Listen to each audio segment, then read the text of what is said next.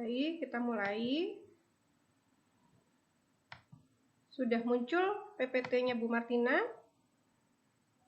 Sudah, Bu. Sudah, Bu.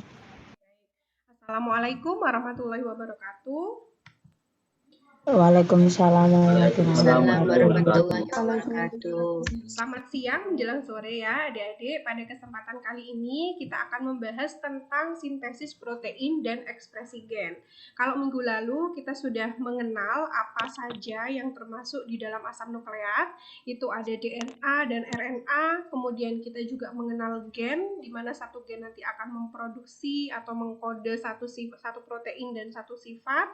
Kemudian kita juga mempelajari sampai ke level nukleotida, di mana nukleotida terdiri dari 3 bagian, ada basa nitrogen, gula ribosa, dan juga fosfat ya. Di mana basa nitrogen ada purin dan pirimidin, adenin, guanin, sitosin, dan timin. Nah, itu nanti kemudian yang akan kita jadikan acuan untuk bisa mempelajari sintesis protein. Kemarin sudah sempat saya bahas nih tentang kasus warna kulit ya. Misalnya, kenapa sih kita itu punya warna kulit yang berbeda antara orang Eropa dengan orang Asia, begitu ya. Kalau kita nih sawo matang, kecoklatan. Kalau orang Eropa warnanya putih begitu ya. Perbedaannya adalah pada pigmen warna melanin. Pigmen warna melanin ini merupakan jenis protein ya adik-adik ya, di mana protein itu akan dikode oleh suatu gen yang ada di dalam nukleus kita itu, di dalam DNA. Nah, gen pengkode melanin ini akan melakukan proses sintesis protein atau ekspresi gen dulu untuk bisa menghasilkan protein ya. Di mana sintesis protein itu terdiri dari 2 tahap, yaitu transkripsi dan translasi. Nah, kemudian saya juga bertanya kemarin, apakah kita mungkin genetik kita berbeda atau jumlah gen kita berbeda? Kemungkinan jumlah gen kita sama, yang berbeda adalah ekspresinya ya. Bisa ekspresinya tinggi, bisa juga rendah. Seperti contohnya kasus tadi, pigmen warna kulit melanin gitu ya. Kalau orang Indonesia itu pigmen melaninnya ekspresinya lebih tinggi dibandingkan dengan Eropa. Kita bisa katakan seperti itu. Dengan hasilnya bahwa yang terlihat fenotipenya karena adanya gen ekspresi gen melanin yang tinggi, kulit kita lebih coklat gitu ya. Karena melanin itu bisa merupakan pigmen kecoklatan pada kulit kita. Jadi ekspresinya kalau di orang Indonesia atau orang Asia itu lebih banyak atau lebih tinggi dibandingkan dengan ekspresi gen melanin pada orang Eropa. Jadi kita bisa katakan seperti itu. Jadi proses untuk membuat protein itu dinamakan sintesis protein, kemudian bagaimana ekspresinya tinggi atau rendah itu kita sebut sebagai ekspresi gen. Gitu ya, adik-adik sudah memaham di sini ya. Jadi untuk mengekspresikan gen itu harus melakukan proses yang namanya sintesis protein. Sintesis protein itu bisa terjadi sangat sering atau rendah, atau dia ekspresinya tinggi ya, tergantung dari ekspresi gen itu sendiri. Di mana ekspresi gen itu nanti banyak sekali faktor yang mempengaruhi adik-adik. Bisa karena faktor lingkungan ya. Kalau berkaitan dengan warna kulit ya, mungkin iklim atau paparan sinar matahari, di mana UV ini bisa sebagai faktor yang menentukan ekspresi gen ini bisa tinggi atau rendah. Begitu juga nanti kalau kita bicara tentang penyakit begitu ya. Misalnya saya contohkan penyakit kanker. Penyakit kanker itu kan kita kenal dia ada benjolan gitu ya, ada tumbuh daging seperti itu kalau orang awam bilangnya ya. Itu sebetulnya kan karena sel normal itu berubah menjadi sel kanker, bertransformasi dia sehingga pembelahan selnya menjadi sangat cepat dan dia juga tidak bisa mati atau tidak bisa melakukan apoptosis. Dalam hal ini berarti ekspresi dari gen-gen di situ akan dipengaruhi. Ya, dalam hal proliferasi misalnya atau pembelahan sel misalnya, berarti orang yang kanker itu ekspresi gen untuk proliferasinya lebih tinggi dibandingkan dengan orang normal. ya.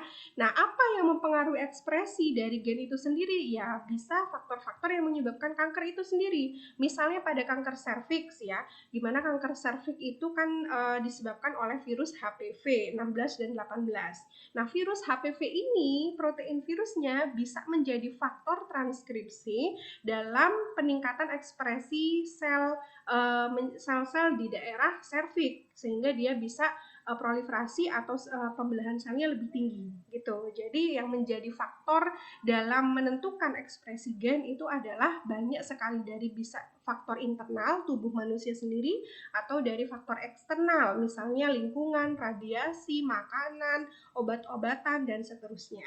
Jadi seperti itu adik-adik kaitannya nanti. Tentu ketika kalian nanti membuat sebuah penemuan obat baru, kalau levelnya itu sampai ke genetik, berarti kalian harus juga mempelajari bagaimana sintesis protein itu sendiri, sehingga kita bisa mengobati orang nih. Kalau misalnya orang diabetes tidak punya insulin gitu ya, nanti kita akan modifikasi genetiknya ya, kita berikan terapi yang itu kerjanya pada target gen pengkode insulin atau di insulinnya. Baik, saya langsung masuk ke sintesis protein ya. Seperti yang saya sampaikan bahwa sintesis protein itu ada dua tahapan adik-adik. Ada transkripsi, yang kedua adalah translasi. Nah, transkripsi itu mengubah DNA menjadi mRNA ya, messenger RNA. Kemudian translasi itu mengubah mRNA menjadi asam amino, di mana nanti asam aminonya tidak hanya satu, karena ada rangkaian DNA yang panjang, berarti asam amino akan ketemu asam amino lainnya, berangkai membentuk protein, gitu. Nah, sehingga proses ini dinamakan sintesis protein. Untuk tempat terjadinya, ya, jadi untuk transkripsi ini kita bicara eukariotik dulu ya. Kalau manusia termasuk eukariotik yang memiliki membran inti sel gitu ya, ada nukleus. Nah, proses transkripsi pada manusia itu terjadi di dalam nukleus, di mana DNA akan berubah menjadi mRNA ya. Bu, gennya di mana? Gennya ya ada di dalam DNA ini ya, adik-adik ya. Nanti tergantung gen mana yang mau terekspresi atau melakukan sintesis protein. Kemudian mRNA yang diproduksi dari hasil transkripsi ini akan keluar adik-adik, keluar dari nukleus menuju ke organel sel yang disebut dengan ribosom. Nah, disinilah proses yang kedua terjadi, yaitu proses translasi, di mana mRNA akan diubah menjadi asam amino yang banyak disebut dengan protein atau polipeptida. Nah, kalau di prokariotik sel seperti bakteri, karena dia tidak memiliki membran inti, maka proses transkripsi dan translasinya itu terjadi di sitoplasma. Nah, kita akan kupas sekarang ke proses yang pertama, yaitu transkripsi.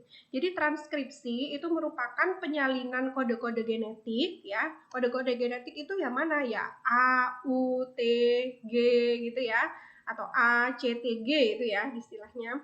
Nah, dari DNA menjadi mRNA ya. Ingat, mRNA itu ada dua untai gitu ya. Sedangkan RNA ada satu untai.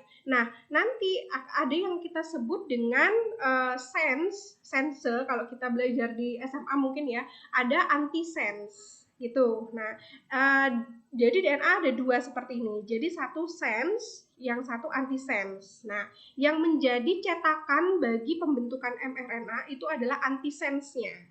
Nanti antisense ini akan dibaca oleh sistem di dalam nukleus gitu ya, untuk diterjemahkan seperti pasangan yang kita pelajari kemarin. Misalnya adenin akan diterjemahkan jadi timin begitu ya, atau kalau di mRNA kan ada timin ya, jadi urasil. Kemudian guanin jadi sitosin ya, G jadi C jadi G, dan seterusnya, disalin sampai selesai, mulai dari promoter sampai dengan terminator, seperti itu di dalam suatu gen ya. Transkripsi terjadi di nukleus. Urutan DNA yang ditranskripsi berupa gen yang diekspresikan, dan gen itu dapat diberi batasan dari satu urutan DNA pengkode polipeptida. Jadi karena DNA itu panjang dan terdiri dari segmen-segmen gen, dan gen-gen ini tidak melaksanakan sintesis bersamaan ya, tergantung dari kebutuhannya. Nah, kemarin kita pelajari susunan gen ya, jadi ada 3 bagian dalam gen itu sendiri. Yang pertama disebut dengan regulatory region atau kita sebut kemarin promotor ya. Di sini fungsinya adalah mengatur kapan transkripsi itu terjadi, kapan transkripsi itu tidak terjadi, begitu ya. Sedangkan yang kedua ini adalah bagian struktural yang warnanya kuning ya. Kalau promotor tadi warnanya hijau nih, yang kuning inilah yang akan ditranskripsi atau diterjemahkan, akan dibaca nanti begitu ya, dari guanin jadi sitosin dan seterusnya. Sedangkan bagian yang ketiga yang warna pink ini disebut dengan terminator, itu adalah bagian yang terletak di ujung sebagai batas akhir dari proses transkripsi, yang mana nanti di terminator transkripsi akan selesai. Nah, untuk daerah pengendali sekarang atau regulatory region ya. Ini regulatory region adik-adik. Ada istilah yang namanya promotor ya. Promotor ini yang warna hijau muda ada daerah tata box namanya. Nah, di sini fungsinya apa sih promotor dan tata box? Tempat penempelannya faktor-faktor transkripsi. Saya bilang tadi bahwa ada yang mengkode ekspresi gen nih. Misalnya mungkin bahan-bahan karsinogenik, obat-obatan gitu ya, atau makanan ataupun hormon dan protein-protein lain itu bisa dia meningkatkan ekspresi, bisa merendahkan, itu dia ketika nempel di promotor ini, begitu ya. Jadi misalnya makanan karsinogenik, bahan karsinogenik dia akan nempel di promotor menyebabkan transkripsi dari gen-gen yang bisa menyebabkan pembelahan sel itu naik begitu ya, sehingga kanker bisa terbentuk. Itu dia nempelnya di sini di daerah promotor dan tata box. Selain faktor-faktor transkripsi ya yang memicu ataupun menahan proses transkripsi, juga ada enzim yang namanya RNA polimerase 2 yang akan memulai proses sintesis mRNA gitu ya Adik-adik ya.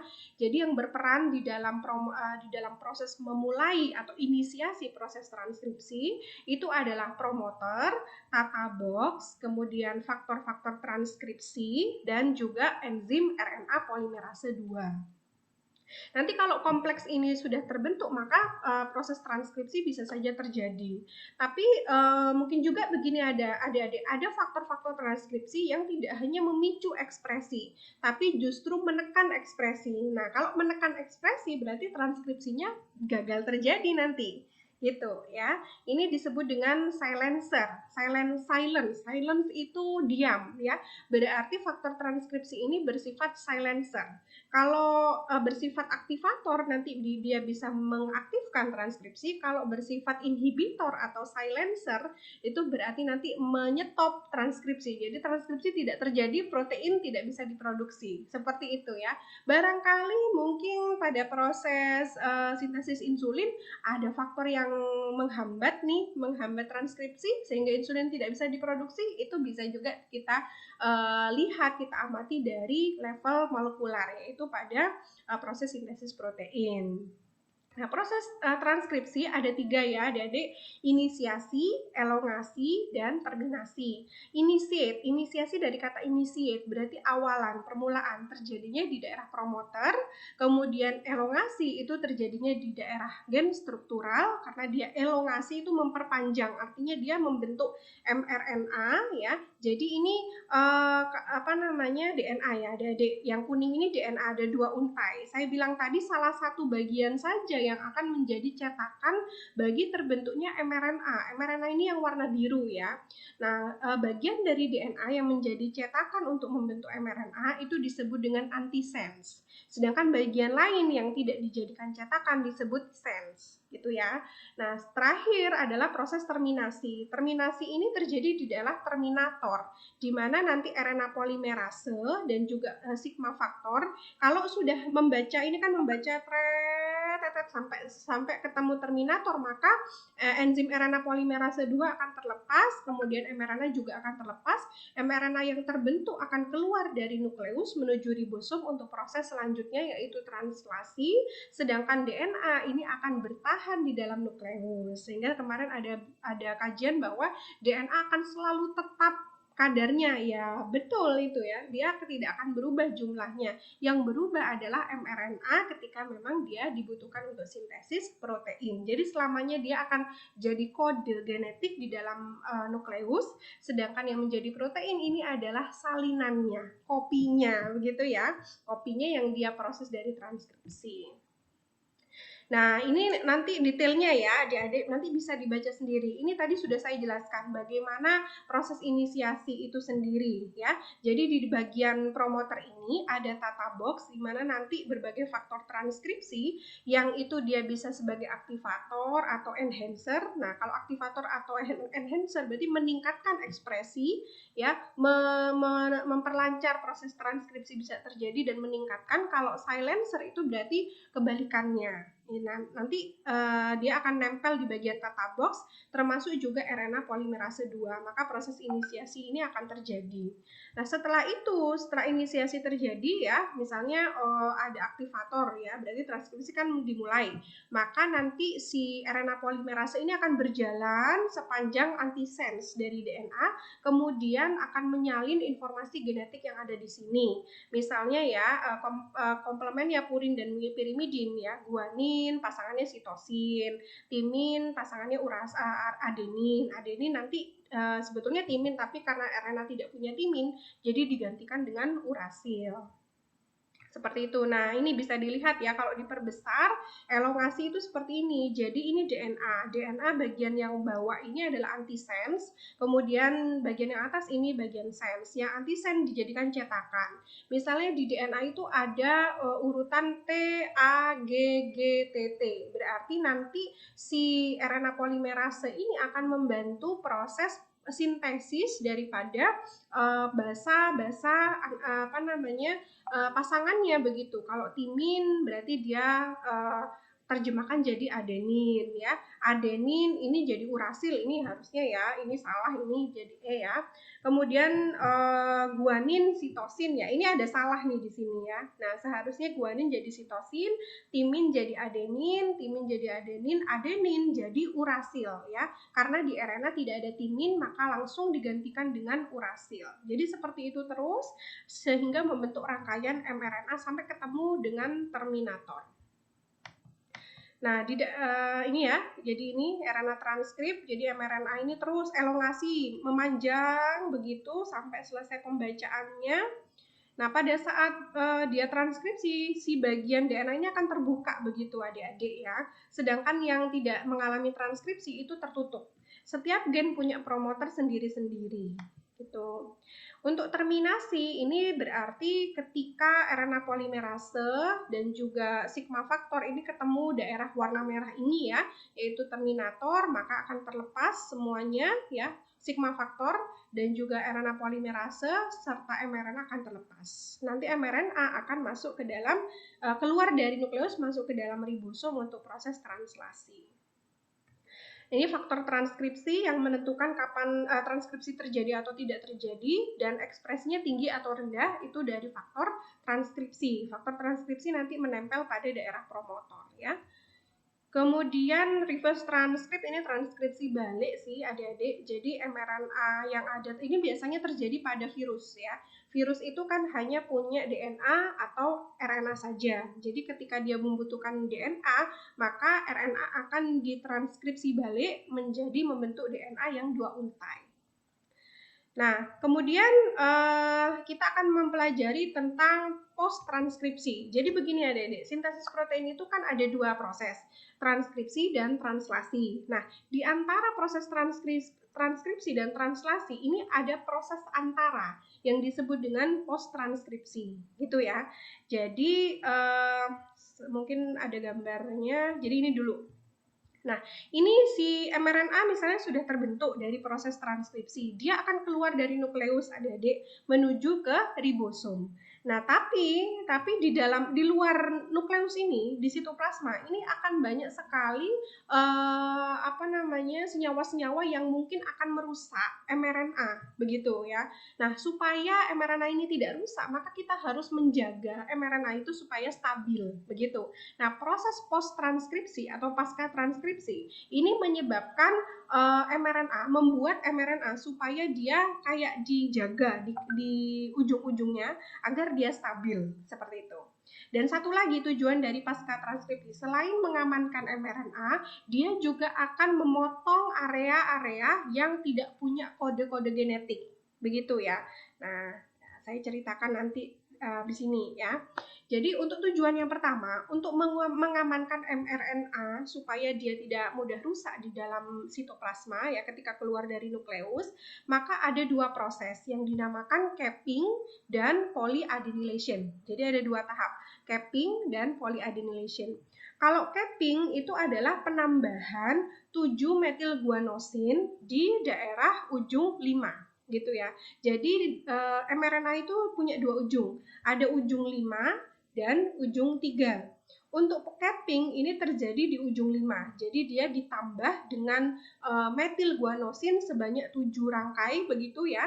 Sedangkan di bagian ujung 3 itu dia ditambah adenil ya sampai sekitar 150 sampai 250 adenil ya. Karena adenilnya banyak, maka prosesnya disebut dengan polyadenylation. Begitu ya. Nah, kedua proses inilah yang akan membuat mRNA menjadi stabil sehingga dia aman sampai di ribosom. Begitu. Kemudian tahapan yang kedua dari pasca transkripsi yaitu RNA splicing. RNA splicing ini fungsinya adalah untuk memotong bagian-bagian yang tidak fungsional pada gen tersebut. Jadi ini mRNA ya, ini mRNA. Kita katakan ini sebagai pre-mRNA atau mRNA yang masih mentah, belum matang gitu ya. Kenapa belum matang? Karena belum terseleksi, istilahnya begitu. Jadi di dalam gen, di dalam mRNA yang sudah diproduksi dari transkripsi itu ada bagian yang dinamakan ekson, ada bagian yang dinamakan intron. Ya, ekson yang warna merah, intron yang warna merah muda begitu ya. Nah, ekson itu apa? Ekson ini adalah sekuen gen yang mengkode protein. Jadi ada kodenya. Tapi kalau intron itu non-coding region atau sekuen yang tidak mengkode protein apapun gitu ya. Jadi nggak ada kodenya. Berarti si intron ini itu harus dipotong ya, harus dipotong, dibuang ini bagian intronnya ini gitu. Nah, siapa yang membuang? Yang membuang adalah enzim dan kompleks yang disebut dengan spliceosome gitu ya. Jadi nanti si bagian intron ini akan dipotong, intron sebelah sini akan dipotong, kemudian akan membentuk mRNA yang sudah matang. Ya, jadi ekson-ekson ini akan bergabung begitu yang merah-merah menjadi satu. Nah, ini sudah dikatakan mRNA yang sudah matang. Seperti itu ya adik-adik. Nah, mungkin adik-adik pernah membayangkan kenapa kalian gitu ya, adik kakak di satu keluarga, nih ibunya sama, bapaknya sama, kok bisa beda ya gitu ya. Selain dari faktor rekombinasi atau perpaduan dalam proses fertilisasi itu ya, ini juga bisa didukung dari proses RNA splicing ini ya Dede. Bisa jadi bagian pemotongan intronnya antara kamu dan kakakmu atau adikmu itu bisa berbeda, sehingga sifat yang dimunculkan bisa berbeda. Begitu, misalnya warna kulit gitu ya, ada yang bagian intron yang dipotong sebelah sini saja atau dua-duanya atau tidak sama sekali. Nah, ini akan mengekspresikan melanin yang berbeda gitu ya, jadi ke variasi genetik. Baik, ini spliceosome. Jadi spliceosome itu adalah unit yang bisa memotong bagian intron ya, seperti ini. Kemudian, nah terakhir proses translasi ya. Jadi kalau translasi ini adalah proses penerjemahan kode genetik yang dibawa oleh mRNA untuk memproduksi asam amino ya. Di mana asam amino ini akan berangkai membentuk polipeptida atau protein gitu ya. Proses ini terjadi di ribosom. Kita tahu organel ribosom itu bentuknya seperti burger ya, ada subunit besar di atas dan subunit kecil bagian bawah gitu ya. Nanti mRNA itu akan masuk ke dalam bagian antara subunit besar dan subunit kecil untuk dilakukan penerjemahan kode genetik. ya. Nah, kode genetik yang dibawa oleh mRNA itu triplet ya, berarti triplet itu artinya urut 3 ya. A, U, G, kemudian A, misalnya seperti itu. Jadi 3 huruf gitu ya, atau 3 bahasa. Nah, triplet ini disebut dengan, rangkaian triplet ini disebut dengan kodon gitu ya. Nah, kodon ini yang kemudian akan ditranslasi di dalam ribosom. Nah, saya akan membahas tentang struktur ribosom. Jadi ini ada subunit besar yang bagian atas dan subunit kecil yang bagian bawah. Jadi nanti ini kan ada di dalam subunit besar itu ada 3 sisi. Sisi exit site ya, A site itu bagian amino asil masuk pertama kali mRNA ke sini, kemudian P site ya, peptide binding pada saat ini nanti si kodon ini akan ditranslasi, diterjemahkan menjadi asam amino, kemudian A site ini nanti exit site, tempat keluarnya asam amino, kan dibaca satu-satu ya, berurutan seperti itu gitu. Nanti masuk ke dalam subunit besar ada 3 bagian gini, jadi nanti membacanya 3 begitu, triplet gitu ya. Nah, ini rangkaiannya. Jadi di sini adalah kodon. Kodon itu yang dibawa, yang merupakan mRNA, masuk dia ke sini dari ujung 5 dulu masuknya. Kemudian nanti dia si triplet ini akan dibaca begitu ya. Dia masuk ke A site. Di A site nanti dia diterjemahkan oleh RNA transfer. RNA transfer ini nanti ujung satunya dia membawa antikodon ya, yang merupakan kebalikan atau pasangannya dari kodon itu ya. Sedangkan sisi yang lain dia akan membawa asam amino begitu. Nanti diterjemahkan di bagian A site. Kemudian setelah itu dia akan pindah ke bagian P site ya, di bagian P. Kemudian nanti asam amino yang satu akan dirangkai dengan asam amino yang lain sehingga membentuk polipeptida seperti ini. Kemudian di bagian exit site nanti si tRNA-nya akan lepas, mRNA juga akan lepas seperti itu.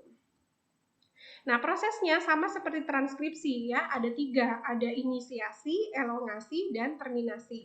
Untuk inisiasi ini pertama kali kodon masuk ke dalam ribosom. Nah, setiap proses transkripsi ini selalu dimulai dengan yang namanya start kodon, yaitu kodon permulaan ya. Kodon permulaan itu selalu AUG, adik-adik ya, AUG. Makanya AUG ini disebut dengan start kodon, di mana AUG itu mengkode asam amino metionin ya, selalu seperti itu di semua gen ya. Kemudian nanti dia proses elongasi berarti sama, pembacaan kode-kode genetik, kemudian dia disalin menjadi asam amino tertentu. Kemudian untuk kode genetiknya ini adik-adik ya, ada sekitar berapa ini? 24 ya. Ada ini start codon itu AUG, dia mengkode metionin ya. Ini di sini adalah asam aminonya adik-adik ya. Misalnya UAG ini stop codon ya. Misalnya GGG ya, selalu kan 3 ya. GGG itu dia berarti mengkode asam amino glisin. Kemudian GAA berarti asam glutamat. Kemudian GCC berarti mengkode asam amino alanin. Begitu ya, adik-adik, ini semua asam amino non esensial yang disintesis di dalam tubuh kita sendiri. Begitu. Nah, ini tidak perlu adik-adik hafal ya. Kalaupun hafal ya nggak apa-apa sih. Kalau nggak hafal nggak masalah. Yang penting nanti pada saat ujian kita berikan kodenya seperti itu ya. Kalau misalnya keluar di ujian gitu ya. Kemudian ada yang disebut dengan start codon, ada yang disebut dengan stop codon. Stop codon berarti ini adalah kodon terakhir yang menyelesaikan proses translasi. Itu ada 3 jenis adik-adik, ada UAA, UAG, dan UGA. Nah, UAA, UAG, dan UGA ini tidak mengkode asam amino apapun gitu, sehingga proses translasi nanti selesai. Nah, ini dikatakan proses terminasi. Nanti terminasi itu di mana suatu proses translasi nanti akan ketemu dengan stop codon, yaitu UAA, UAG, dan UGA. Begitu ya, maka nanti proses translasi akan selesai. Nah, ini untuk kode genetik ya. Jadi secara umum sintesis protein itu kan ada transkripsi dan translasi. Di DNA yang akan yang dibaca adalah bagian antisensnya ya. Misalnya ini adalah kodenya TAC, berarti kodon yang terbentuk adalah T pasangannya A, A pasangannya T, seharusnya T memang, tapi karena mRNA jadi U gitu ya. Kemudian C jadi G ya. C jadi G. Kemudian di sini C GA, C jadi G jadi C, A jadi U ya. Di sini yang memulai selalu AUG di mana dia mengkode metionin. Lalu stop codon ada UAA, UAG, UGA ya. Di sini UGA sebagai stop codonnya. Nanti dari kodon ini mRNA akan ketemu RNA transfer di mana salah satu bagian dia merupakan antikodon, bagian yang lain ini adalah asam aminonya. Berarti antikodon ini salinan dari kodonnya. Misalnya AUG, A jadi U jadi A, kemudian G jadi C. Nah, yang dibaca asam amino adalah kodonnya, bukan antikodon. Gitu ya. Jadi di sini saya lingkari yang menjadi cetakan gitu. Nah, yang menjadi cetakan mRNA dari DNA itu adalah antisense-nya, sedangkan yang menjadi cetakan untuk membentuk asam amino itu dari kodon, bukan dari antikodon. Ingat ya, dari kodon bukan dari antikodon. Misalnya di sini kita lihat kodon AUG, antikodon UAC, sedangkan asam aminonya metionin. Kita lihat di sini. Metionin itu ya, metionin tadi di sini ya, metionin itu dikode oleh A, U, G. Ya, berarti yang dilihat adalah kodonnya, bukan antikodon. Oke. Nah, ini nanti bisa latihan di rumah ya, adik-adik. Baik, setelah ini saya akan men-share video dari YouTube ya. Videonya bukan saya yang membuat, saya mereferensi gitu ya. Nanti adik-adik simak penjelasan saya, nanti masukkan di dalam video tersebut untuk memahami begitu. Baik, ya stop. Nah, begitu adik-adik untuk materinya. Ada sisa waktu 6 menit ya. Ada pertanyaan terlebih dahulu? Proses transkripsi dan translasi?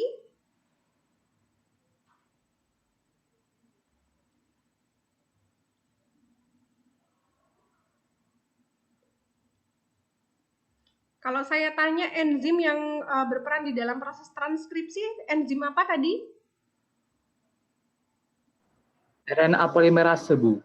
Betul. Betul Mas Yohanes, RNA polimerase, lebih tepatnya RNA polimerase 2 ya. Kalau yang satu itu di bakteri gitu. Kemudian yang menjadi cetakan dalam membentuk mRNA itu sense atau antisense? Antisense, Bu.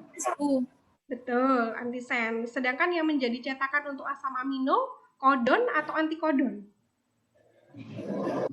Kodon, Bu. Kodon. Iya, gitu ya.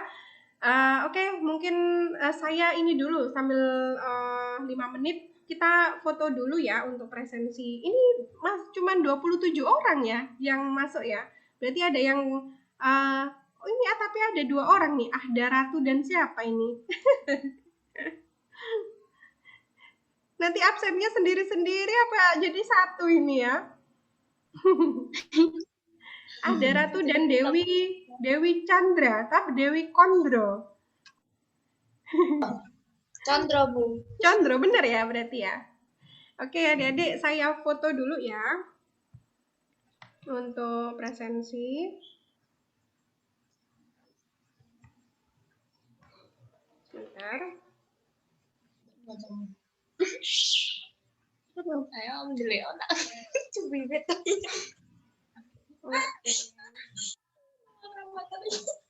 Ya. Baik adik-adik, kalau saya penjelasannya terlalu cepat atau kurang jelas, tidak apa-apa disampaikan aja ya. Ada pertanyaan dulu, tinggal 4 menit ini. Nanti setelah ini saya akan share video. Nanti kalian cocokkan nih apa penjelasan yang Bu Martina jelaskan tadi dengan video yang ada gitu untuk memahami lebih lagi begitu ya. Minggu depan kita akan membahas tentang mutasi dan rekombinasi serta beberapa penyakit genetik. Nah, kemudian beberapa kerusakan pada DNA ya. Dan juga pengembangan bioteknologi di bidang farmasi dan kesehatan. Begitu. Oke, masih ada 3 menit nih, eman-eman ya. Ada pertanyaan enggak, adik-adik? Kalau gen tadi, bagian-bagiannya apa aja ya, gen tadi ya?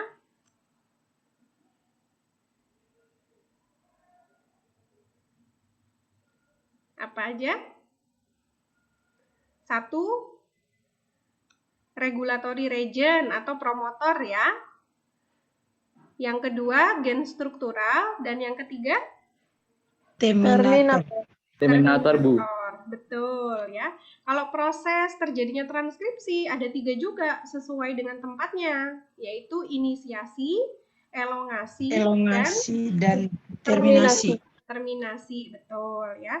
Nah, inisiasi itu prosesnya di promoter. Jadi dialah yang nanti menentukan apakah transkripsi ini terjadi atau tidak ya. Kemudian ekspresi dari suatu gen itu tinggi atau tidak, itu semua tergantung dari proses di promoter. Di mana yang berperan itu ada yang namanya faktor transkripsi ya. Nah, faktor transkripsi ini yang sangat luas adik-adik. Bisa kita bisa penyakit itu terjadi karena faktor transkripsinya nggak benar begitu ya, atau terlalu banyak begitu, atau kurang faktor transkripsinya, itu bisa ya. Contohnya tadi misalnya pada kanker. Nah, faktor transkripsinya, pemicunya transkripsi di gen-gen yang mengkode pembelahan sel itu terlalu banyak adik-adik ya. Bisa dari growth faktornya orang itu sendiri yang terlalu aktif ya, atau dari faktor luar, misalnya dari faktor makanan atau bahan-bahan karsinogenik lain gitu ya, atau infeksi virus ya, misalnya HPV, ada protein virus masuk, kemudian dia sebagai faktor transkripsi menyebabkan transkripsi gen-gen untuk proliferasi itu tinggi begitu. Nah, misalnya pada kasus COVID-19 ini ya, kasus COVID-19 ini kan karena virus. Jadi protein si virus ini masuk ke dalam sel, kemudian dia menduduki gen. Kan dibilang kan orang COVID-19 ini parahnya karena adanya badai sitokin ya. Badai sitokin itu apa, Bu? Nanti kalian akan belajar di imunologi. Namanya IL-6. Nanti IL-6 inilah yang akan memperparah pasien COVID-19. Jadi paru-parunya jadi rusak, dia berair begitu ya. Karena ada reaksi namanya inflamasi atau peradangan. Itu disebabkan karena IL-6. Gen IL-6-nya ini transkripsinya terlalu tinggi sehingga protein yang diproduksi juga terlalu tinggi. Begitu. Karena apa? Faktor transkripsi, di mana virusnya, protein virus ini bisa menjadi faktor transkripsi bagi gen IL-6 ini tadi, sehingga ekspresinya tinggi. Begitu adik-adik. Nanti kalau kalian membuat obat pun, terapinya kita bisa bermain juga di faktor transkripsinya, ya, bisa di proses translasi itu. Kalau dia levelnya ke molekular, ke targetnya adalah gen, gitu. Atau targetnya protein, ya, untuk orang diabetes misalnya insulin. Itu adik-adik, ya.